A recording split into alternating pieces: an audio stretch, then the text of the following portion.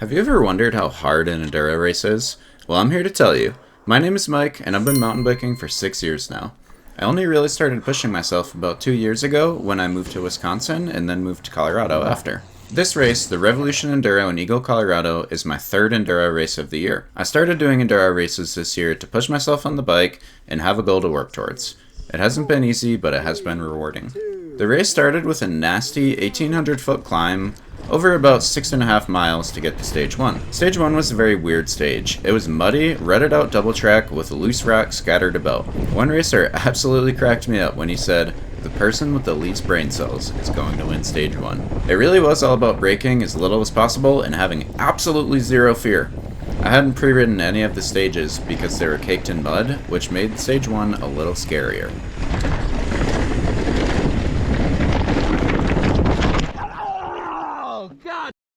As you can see, it might have helped to have pre-ridden Stage 1 because I absolutely ate it here.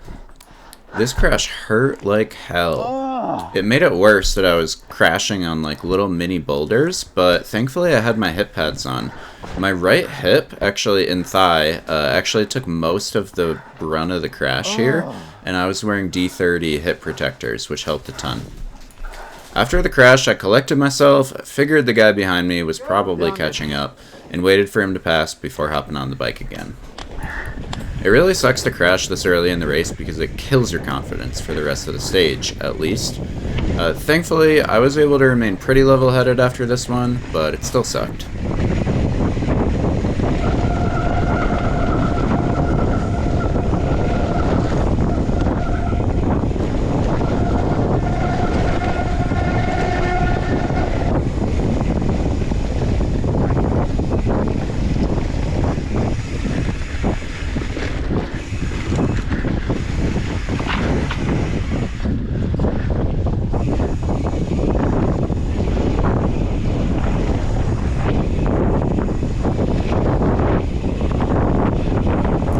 The other unique feature about Stage 1 that everyone was talking about was the creek crossing.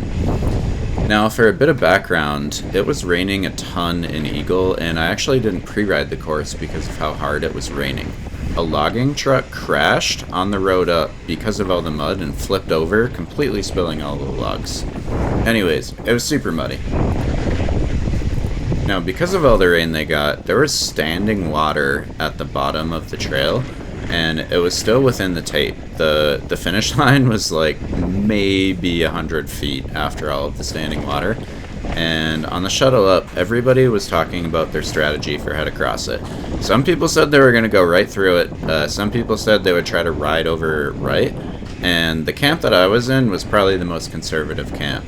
Someone was nice enough to show me a video of their strategy, and that was to launch yourself over the first puddle, and then get off your bike and shuffle around the left of the second puddle.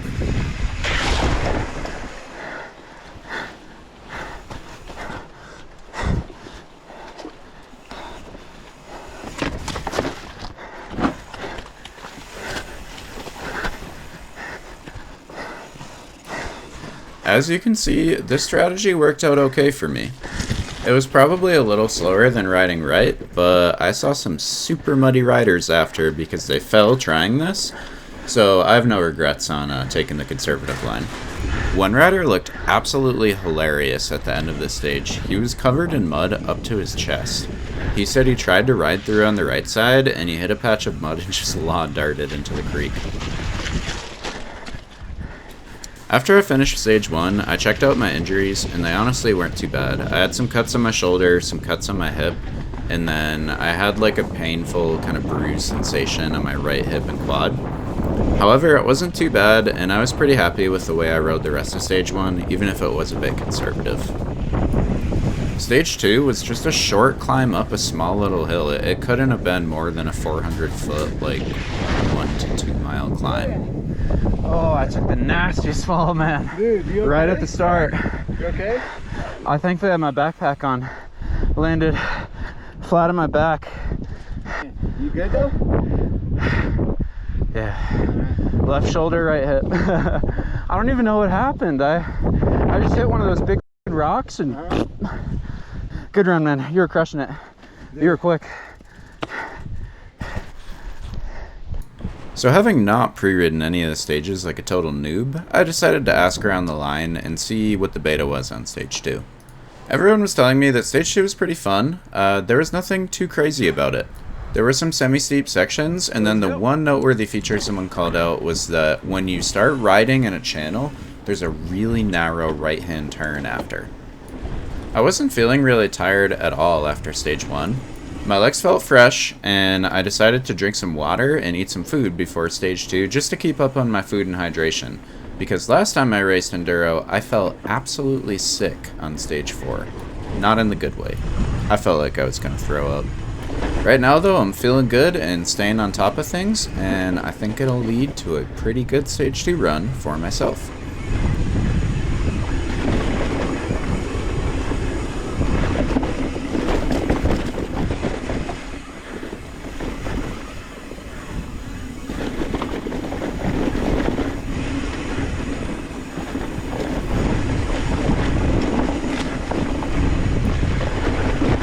So far, I remember feeling pretty good on stage 2. I was having a lot of fun on the bike, and it's always good when you're having fun on the bike because it usually translates to you riding faster.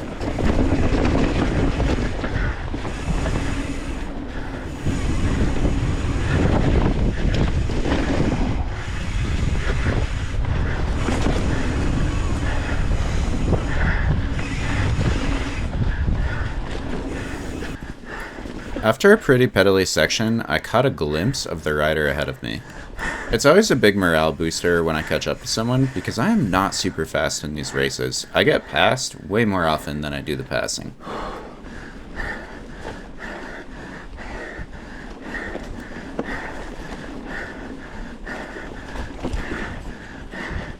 Woo, rider!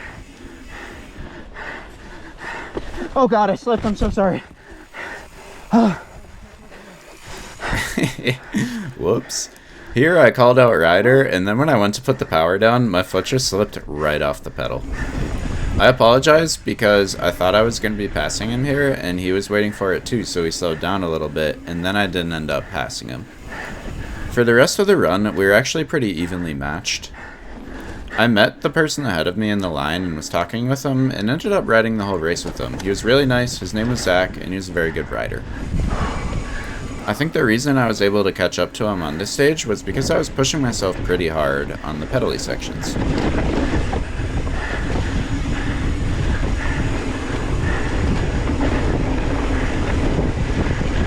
This was the best part of the stage. You're going pretty fast in this narrow single track, and I would say this is the epitome of enduro racing. Just like fast, semi-technical riding with an emphasis on cornering and fitness.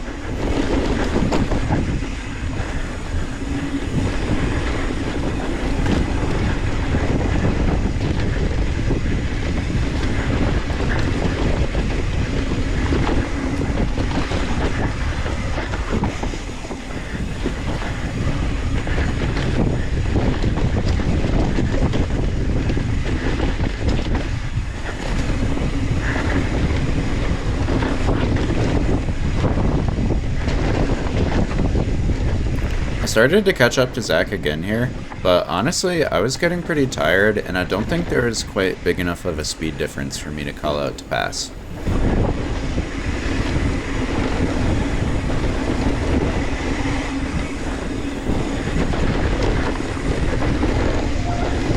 One of the hardest and coolest parts I find about enduro racing is that you have to be 100% consistent on each stage. You will turn hundreds of times over the course of an enduro race, and if you fall even once, your time is essentially ruined compared to other people. I personally like enduro racing because I feel like it's a nice blend of consistency, downhill technical skills, and fitness. Essentially, the best enduro riders are the best people at riding mountain biking trails, and I just find that really cool. Don't get me wrong though, I do absolutely admire cross-country riders' fitness and downhill riders' technical prowess. So up here is that technical right-hander that people were talking about in line. I made sure to give myself a lot of time to brake for this so I wasn't skidding into the turn and I wasn't risking a crash.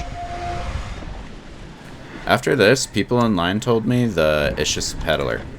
Although I started stage 2 with a lot of energy, I was a little lower on energy now, and I just decided to pace with Zach.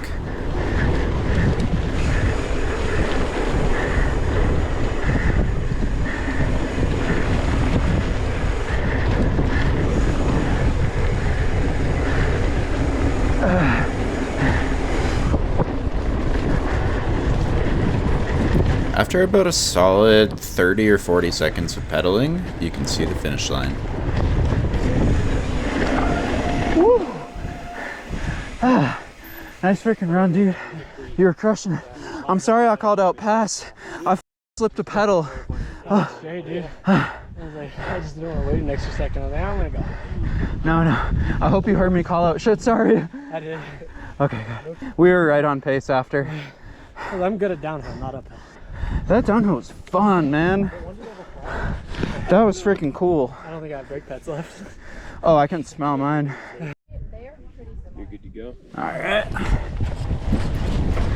So after I collected myself on stage 2, it was just a short little climb to stage 3. My energy was still good, and I was still in good spirits. I crushed some more water, and had another 200 calories worth of food. I think I had a Lara bar, and maybe half a fig bar before this stage. Like I said earlier, I was really trying to stay focused on hydration and nutrition so I didn't crash like I did last race. Now, I talked to more people online, and the beta on stage 2 was that it was a long stage. It also had a climb that a lot of people were saying that they couldn't make it up in practice, and that they were planning on walking. Otherwise, stage 2 was everyone's favorite stage. I forget the exact name of the trail, but they were saying it's the most popular trail in the area, and it has a lot of fun, like, semi-techy features.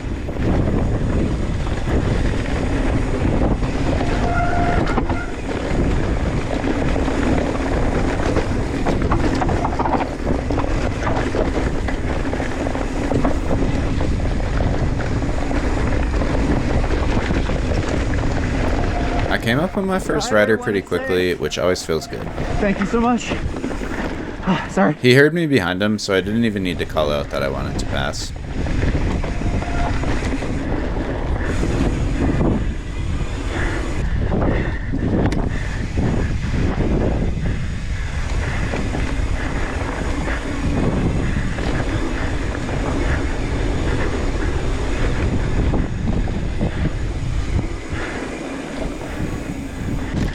So stage P had been really pedally so far. I usually cut most of the pedally sections out of the videos because they're not too fun to watch, but I left this one in there just to show you what most of stage 3 looked like. I'm maybe like 4 minutes into stage 3 and I'm already dog tired. I'm losing steam hard.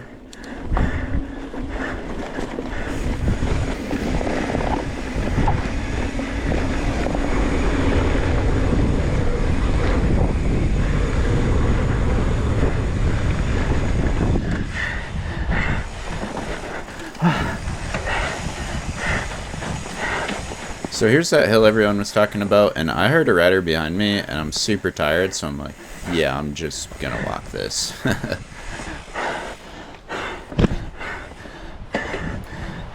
I got back on the bike, but I'm totally beat at this point. I'm no longer having fun mountain biking, but I know I need to finish this stage.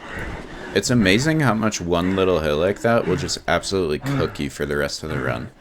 I had a fitness issue in Glorietta on the first Revolution Enduro of the year, and I'm having fitness issues again. So I know that fitness has to be a big focus if I want my times to improve. Anyways, we're back on the bike and we're going, but like I said, it's not too fun anymore. My legs are sore, my back is really sore, and I don't have much left in my lungs.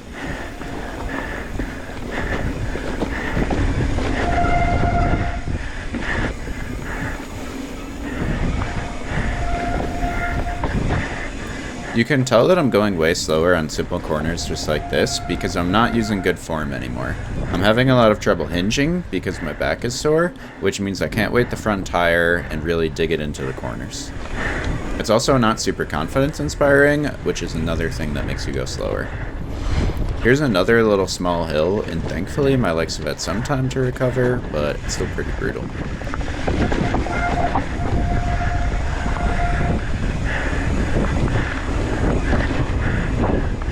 I always get a little energized when I see photographers on the trail though, so I try to give them a little something.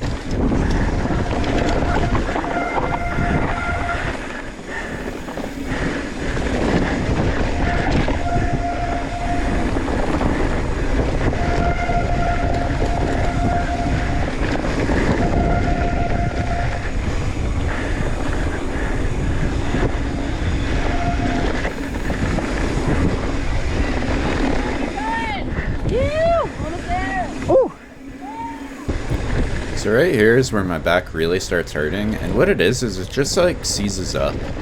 I've had back problems my whole life, so it's something I struggle with, and I think mountain bike racing really reveals them. I need to focus on core strength, especially for these long stages. For reference, I've been biking for about 8.5 minutes on this stage, and the finish line is coming up soon. This section is fast, and there were lots of rollers and turns that you could really dig into, but I just didn't have the energy to pump them.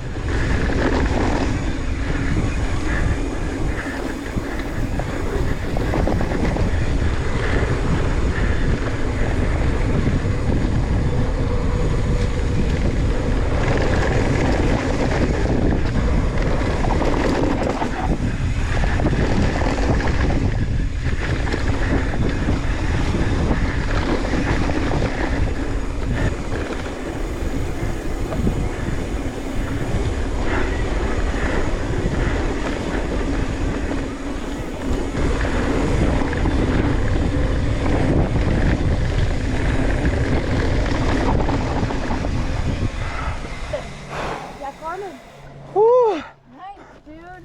Y'all are fast, man. I thought this was gonna be the stage where you didn't pick me off. Oh I God. got Dude, so she's close. so She got quick. me from like a minute from the end. I'm like, shit, I haven't heard her voice yet. I might have this one. Alright, so we just teleported to the start of stage 4. Now, before stage 4, there was an absolutely brutal climb. Man, it must have been like 7 miles and like 1,500 feet or something.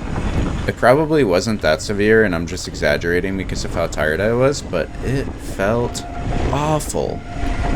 Once again, I felt like I wanted to throw up, I felt dehydrated, but the thing is, I didn't want to drink any water or eat any food. This was a feeling I was familiar with from the last Enduro race I did, and I have some ideas on what to do next time. Basically, I need to make sure that I'm bringing super easily digestible food. Examples of this are like just straight sugar, white bread, just very like simple foods. On the whole climb to stage 4, I was really craving white bread, so I think I'm gonna bring some white bread and like just jelly to eat. I heard from an ultra runner that you don't want to bring really fatty foods like peanut butter because they can be kind of hard to digest. Anyways, we're here on stage 4. I felt good at the start of stage 1, 2, and 3, and I felt awful at the start of stage 4. It doesn't help that right when I was about to start, I actually got called off because apparently someone got hurt and they were sending bike patrol down to check on them. Never really a good sign when someone gets hurt. Anyways, the beta I heard on stage 4 was that it was just really long, it had multiple hills, and that you should save your energy. So you can see me right here, pedaling slowly and saving my energy. Unfortunately, this strategy didn't work out too well for me anyways, and you'll see why in a few minutes.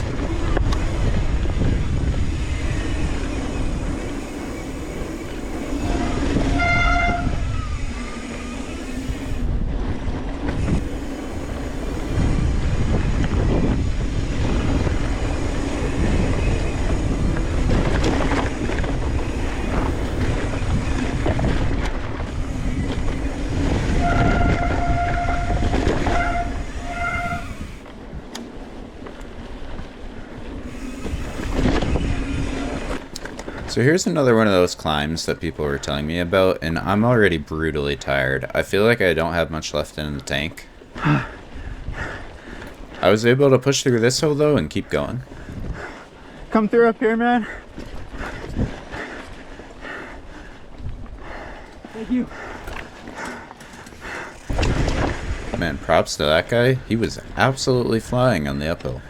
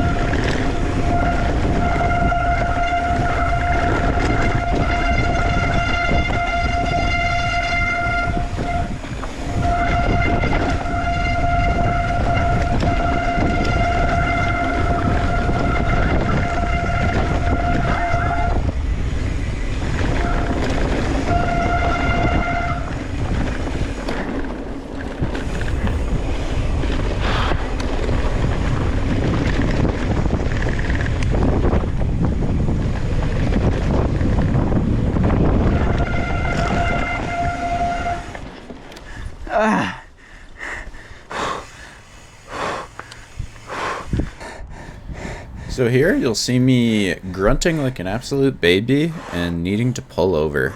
I was getting a crazy abdominal cramp and I was trying to push through the pain and it just kept getting worse. So I decided, you know what? I'm just going to pull over. I want to race safely on the downhill and I don't want to hurt myself because I'm too tired to actually ride the bike properly. This was definitely the low point in the race for me. It's just super disappointing to not have the fitness to be able to push through something. On the positive side though, it is something that I can consciously work towards for future races. Anyways, we got back on the bike. Not feeling that much better, to be honest. Usually a nice 40-second break will make me feel way better, but I'm just too tired at this point. Thankfully, the rest of the course was super fun though. So, the answer you've all been waiting for. How hard are Enduro races actually? Well, in my opinion, they're pretty dang hard. In terms of friends and family, they all think I'm in super great shape. Well, Mike, you exercise a lot, you're always on your bike, you must be in really good shape. And the answer is that there is a lot higher ceiling than you think they are. I'm racing in the amateur men's 19 to 29 division, and I'm coming in towards last in the amateur division. Although I love mountain biking, it's my main hobby, and I plan on doing it for the rest of my life, I'm still not that good. I've been riding for 6 years now, and in that 6 years, I am able to bring home the place of 20th out of 23rd in the men's amateur 19 to 29 mountain biking category.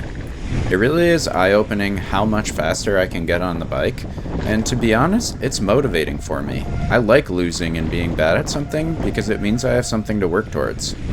I still feel like I'm able to improve my speed while biking safely and having fun.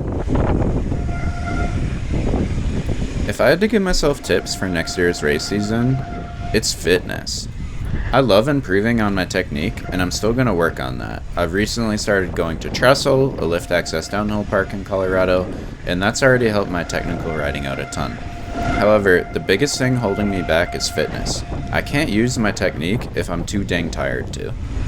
Over the winter, I plan on doing a lot of Zwift riding on the stationary bike, and doing a lot of fitness training, as well as maybe losing a couple of pounds. I'll probably set some more concrete goals after the end of the race season, but this year I'm just trying to enjoy mountain biking, as well as get used to what it's like doing enduro racing. The other thing I'm definitely doing for next race is packing some white bread and also Googling what cross-country riders bring for food and what endurance runners bring for food, because I need to learn from them. Overall, I ended up finishing 20th out of 23rd. Despite this being a seemingly bad time, I actually narrowed the margin between me and the professionals by quite a bit compared to last race. The high of this race for me was stage 2.